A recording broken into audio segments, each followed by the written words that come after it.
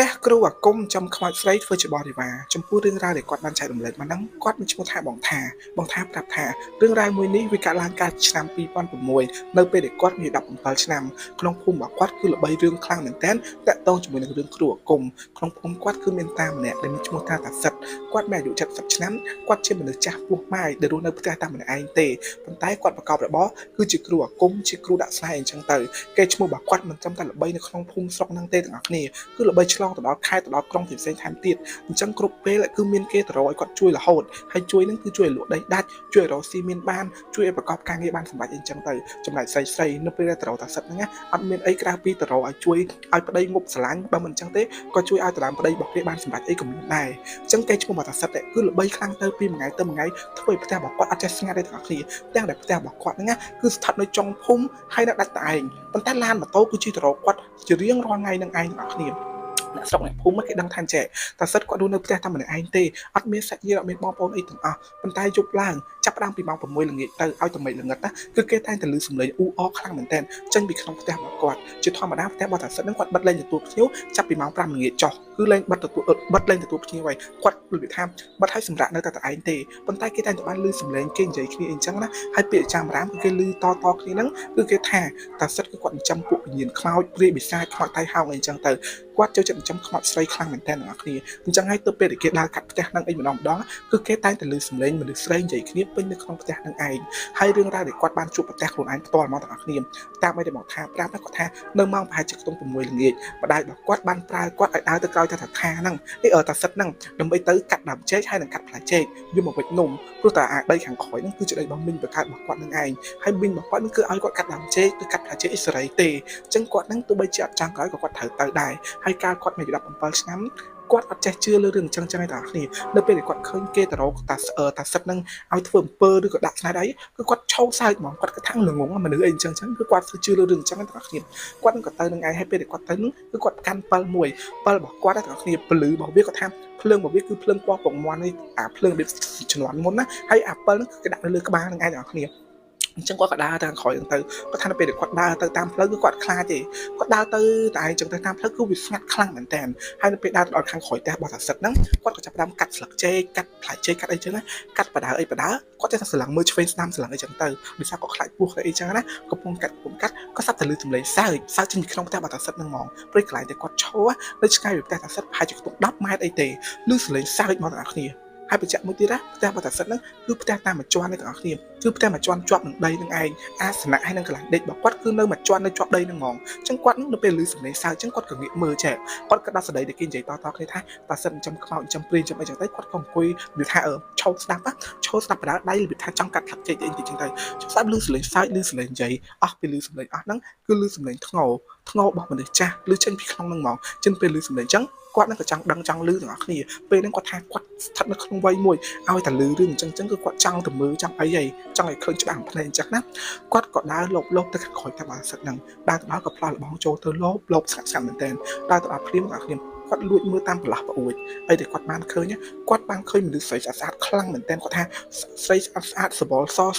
អ្នកខ្លះទៅអង្គុយច្បាច់ដៃច្បាច់ជើងអ្នកខ្លះទៅអង្គុយលើផ្លូវរបស់តាសិតហ្នឹងហើយអ្នកខ្លះទៀតទាំងអស់គ្នាគឺច្បាច់ស្មាច្បាច់ឲ្យមានគ្នាប្រហែលជាខ្ទង់6 7នាក់សិតតែជាមនុស្សស្រីហ្នឹងឯងទាំងអស់គ្នាហើយដែលសំខាន់រូបរាងដែលគាត់បានឃើញហ្នឹងគឺសិតតែចង់ពុំទាំងអស់បញ្ចេញទ្រុងបញ្ចេញអីចឹងទៅចឹងគាត់ក៏លួចមើលទាំងអស់គ្នាហើយពេលហ្នឹងអីដែលគាត់គិតណាគាត់មិនមែនគិតថាពួកទាំងអស់ហ្នឹងជាព្រាយជាខ្មោចទេគាត់គិតថាតានឹងយប់ឡើងយកស្រីមកដេកគាត់គិតអញ្ចឹងមកទាំងអស់គ្នាគាត់មើលបដាហៀទៅមាត់បដាដោយសារតែស្រីអស់ហ្នឹងគឺវាស្អាតខ្លាំងមែនតើត្រូវថែបរបស់គាត់អីចឹងណាគាត់មើលគាត់សាប់តែលឺសំឡេងសម្រាប់ជើងដើរមកពីក្រោយខ្នងសឹប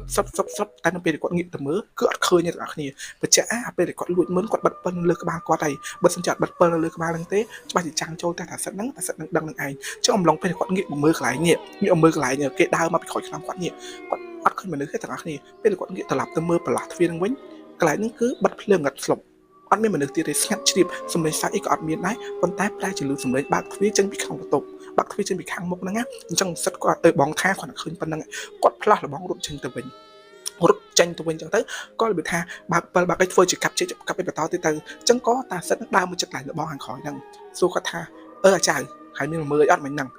តែគាត់ថាអត់ថងតែអត់ថងគាត់និយាយទៅញាត់ដៃទាំងអស់គ្នាអត់ថងតែអត់ថងដៃគាត់អត់បដើកាត់ធៀងជែកបដើកាត់ផ្លែជែកបដើទាំងឯងទាំងអស់គ្នាប៉ុន្តែគាត់ខ្វីច្បាស់ហ្មងហើយតែសិតហ្នឹងក៏មានបាននិយាយច្រើនដែរសួរតែប៉ុណ្្នឹងវិញក៏ដើរចូលក្នុងបន្ទប់វិញបាត់ទៅអញ្ចឹងនៅពេលតាដើរទៅបាត់គាត់នឹងក៏អត់ចាំយូរដែរប្រមូលស្លឹកចេកប្រមូលអីគឺត្រឡប់ទៅផ្ទះវិញនឹងឯងទាំងអស់គ្នាអាហ្នឹងគឺលើកដំបូងនៃគាត់បានឃើញចូលដល់យប់ទី2ម្ដងហ្នឹងក៏មានម្ដាយរបស់គាត់ប្រើអីទេប៉ុន្តែដោយសារតែគាត់នឹងចង់ឈ្នះជាមួយនឹងមិត្តភក្តិរបស់គាត់មកគ្នា2នាក់គាត់ប្រាប់ពួកម៉ាក់គាត់មកថាយប់ហ្នឹងមើលទាំងអស់គ្នាទៅព្រោះមនុស្សស្រីដែលគាត់បានឃើញហ្នឹងមិនមែនជាខ្មោចមិនមែនជាព្រាយមកព្រាយអាក្រក់អីទេប៉ុន្តែគឺជាមនុស្សស្រីស្អាតខ្លាំងណាស់តាហ្នឹងច្បាស់ជាលួចចំស្រីអីហើយពួកម៉ាក់របស់គាត់គឺបញ្ជាក់មកថាអត់ទេពួកដែលឃើញទៅប្រហែលជាខ្មោចប្រហែលជាអីទៅតានឹងអញ្ចឹងហើយប៉ុន្តែគាត់អត់ជឿទេទាំងអស់គ្នាគាត់ជឿគាត់នាំពួកម៉ាក់គាត់មកហើយមកហ្នឹងគឺចូលតាមខាងដីរបស់មីងគាត់នៅខាងក្រោយហ្នឹងឯងចូលទៅដំបងទាំងអស់គ្នាគាត់ថានៅមកប្រហែលជាខ្ទង់7យប់កាន់7តែម្នាក់មួយប៉ុន្តែដោយសារតែមិត្តភក្តិរបស់គាត់ខ្លាចពេកមិត្តភក្តិរបស់គាត់ប្រាប់ថាឲ្យគាត់ទៅមើលទៅចាំគាត់នឹងឈរនៅកន្លែងព្រំដីខាងក្រៅនៅកន្លែងលបងនៅក្នុងចការចិត្តរបស់មីងគាត់នឹងឯងចឹងឲ្យបង្សិតឲ្យបង្ខាងចូលតែឯងទៅគាត់ហ៊ានចូលទេគាត់ខ្លាចថាបើសិនទៅតាសិតនឹងឃើញអីចឹងអាចនឹងមានរឿងមានអីចឹងណាចឹងបង្ខាងគាត់ថាអញ្ចឹងហើយនៅហ្នឹងណាចាំអញទៅអូតឲ្យមើលទៀតអញ្ចឹងគាត់របៀបឈរនៅកន្លែងហ្នឹងមកស្ទុះឈរពីរនាក់នេះគឺឈរលោបស្កាត់ខាងមែនតើគាត់ចាប់ដើមលឺសំឡេងសើចលឺសំឡេងជ័យគ្នាចេញពីកន្លែងហ្នឹងទៀតចេញពីក្នុងផ្ទះបាត់ទៀតហើយលឺគឺលឺទាំងពីរនាក់ហ្នឹងឯងទាំងគ្នាពួកម៉ែរបស់គាត់ម្នាក់ហ្នឹងគឺញ័រដៃញ័រជើងខ្លាចដោយសារតែគេដឹងថាច្បាស់ជាមិនលឺមែនអីទេប៉ុន្តែបងថាគាត់ចេះខ្លាចទាំងគ្នាគាត់នឹងក៏ដើរលោបចូលទៅគាត់ក៏លួចមើលទាំងអស់គ្នាគាត់លួចមើលតាមប្រឡោះដែលគាត់មើលកាលពីយប់ដំបូងនឹងឯងទៅលួចមើលនៅនឹងទាំងអស់គ្នាគាត់ថាពេលលួចមើលទៅគឺឃើញមនុស្សស្រីអង្គុយនៅលើផ្លូវរបស់តាសិតហ្នឹងហ្មងអង្គុយលើផ្លូវថាបមាត់ថាបកទាំងអស់គ្នាថាបមាត់ថាបកជុំគាត់ពួនមើលបានប្រហែលជាខ្ទង់10វិនាទីគាត់ស្រាប់តែមនុស្សនៅក្នុងទាំងអស់ងាកមកមើលគាត់ទាំងអស់ហ្មងទាំងអស់គ្នាសូម្បីតែតាសិតហ្នឹងក៏ងាកមកមើលគាត់ដែរមើលមកដូចឃើញគាត់ហ្មងដូចឃើញគាត់ទាំងតែប្រឡោះដែរប្រឡោះដែលគាត់កំពុងពួនមើលមានប្រឡោះត្រឹមតែប៉ុណ្្នេះហ្នឹងឯងទាំងអស់គ្នាប៉ុន្តែភ្នែកទាំងអស់គឺបាញ់សម្លឹងមកប្រឡោះហ្នឹងមើលមកគាត់ហើយភ្នែកដែលគាត់បានឃើញស្រីទាំងអស់ហ្នឹងគឺភ្នែកពួកវាឡើងសស្លែតរូបរាងមុខមាត់ទាំងអស់គ្នាគឺសស្លេកហ្មងគឺគួរឲ្យខ្លាចហ្មងអត់ដូចអីដែលគាត់បានឃើញកាលពីយប់ដំបូងទេចំណែកតាសិតហ្នឹងវិញគឺលើកដៃច្អល់មកកន្លែងប្រឡោះហ្នឹងច្អល់សំដៅមកគាត់ហ្នឹងឯងទាំងអស់គ្នាអស់ពីសំដៅកន្លែងហ្នឹងគឺលឺសំឡេងបាត់ទ្វាររត់ចេញមកទាំងអស់គ្នាគឺរត់ចេញមកពីក្នុងផ្ទះដូចរត់សំដៅមករកគាត់ចឹងណាចឹងបង្ខាពេលហ្នឹងទាំងអស់គ្នាគាត់ភ័យគាត់ស្លន់ខ្លាចខ្លាំងមែនតើគាត់រត់ផ្លាស់លបងចេញទៅផ្លាស់ទៅតាមក្រោយនឹងទាំងអស់គ្នាមិនអត់គឺគាត់មុតដូចគោទៀតមុតដូចគោឡើងអាយ៉ាហូឈាមពេញហ្នឹងប៉ុន្តែគាត់ប្រឹងរត់ចេញទៅរត់ទៅដល់ពួកម៉ាក់របស់គាត់គឺឈរកន្លែងគុំជែកនឹងដដែលសួរថាមិនមែនគាត់ថាទៅសិនទៅរត់ពីក្រោយផ្ទះរបស់តាសិតនឹងសំដៅទៅក្នុងភូមិវិញទាំងអស់គ្នារត់ទៅទាំងខ្លាំងមែនតើហ្មងខ្លាចខ្លាំងឲ្យគាត់ប្រាប់ពួកម៉ាក់គាត់មកថាពួកគាត់និយាយត្រូវនឹងហើយមនុស្សស្រីដែលបានឃើញនឹងមិនមែនជាមនុស្សទេបើមិនព្រាយទេក៏ខ្មោចដែរបើមិនព្រាយទេក៏ខ្មោចដែរvìគាត់ប្រាប់ពួកម៉ាក់គាត់ចឹងពួកម៉ាក់គាត់និយាយមកថាហើយចាំមើលតានឹងធ្វើអំពើគាត់មិនដឹងថាពួកម៉ាក់គាត់និយាយលេងមួយគាត់និយាយមែនណាទាំងអស់គ្នាប៉ុន្តែពួកម៉ាក់គាត់និយាយចឹងគាត់ដេកភ័យហ្មងណាគាត់ប្រាប់ប៉ាម៉ាក់គាត់ប្រាប់អ្នកភូមិអ្នកស្រុកទៀតថាគាត់ទៅលួចមើលតាសិតអីចឹងទៅហើយតាសិតឃើញតាសិតអីនិយាយគាត់ព្យាយាមនិយាយដើម្បីថាបើសិនជាមានរឿងអីអ្នកស្រុកអ្នកភូមិនឹងនឹងដឹងថាជាស្នាដៃរបស់តាសិតនឹងឯងប៉ុន្តែកន្លងផុតទៅ3-4ថ្ងៃក្រោយមកគាត់នៅតែតាសិតមានបានធ្វើអីទេអត់មានបានធ្វើអីសោះគឺអត់ធ្វើអីទាំងអស់គ្នាហើយគាត់នៅតែប្រកបរបររបស់គាត់ធ្វើជាគ្រូធ្វើអាគមធ្វើអីដដែលនឹងឯងហើយក៏មានបានមករករឿងគាត់អីដែរគ្រាន់តែគាត់ចាំសម្ដីតាសិតមួយនៅពេលដែលគាត់ដើរកាត់មុខតែតាសិតហ្នឹងណាតាសិតសុកទាំងគ្នាដើរចេញពីក្នុងផ្ទះមកច្អល់មុខឲ្យថាហែងប្រយ័ត្នថាហែងនិយាយចឹងដាក់គាត់ទាំងគ្នាគាត់ថាគាត់តាសិតនិយាយថាប្រយ័ត្នថាហែងហើ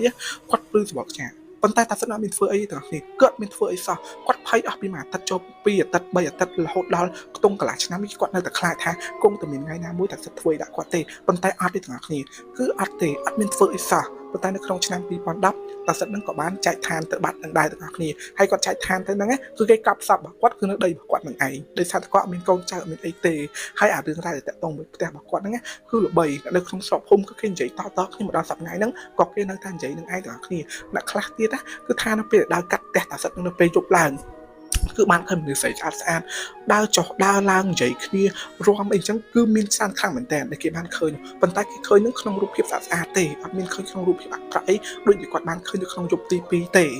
ហ្នឹងហើយទាំងអស់គ្នារឿងរ៉ាវដែលគាត់បានចែកមកហ្នឹងក៏មានតែប៉ុណ្្នឹងដែរហើយបើសិនទាំងអស់គ្នាមានរឿងចូលចែករំលែកកុំភ្លេចឆាតមកក្នុង account IG របស់ខ្ញុំផងគឺមានតែប៉ុណ្្នឹងទេបាយបាយ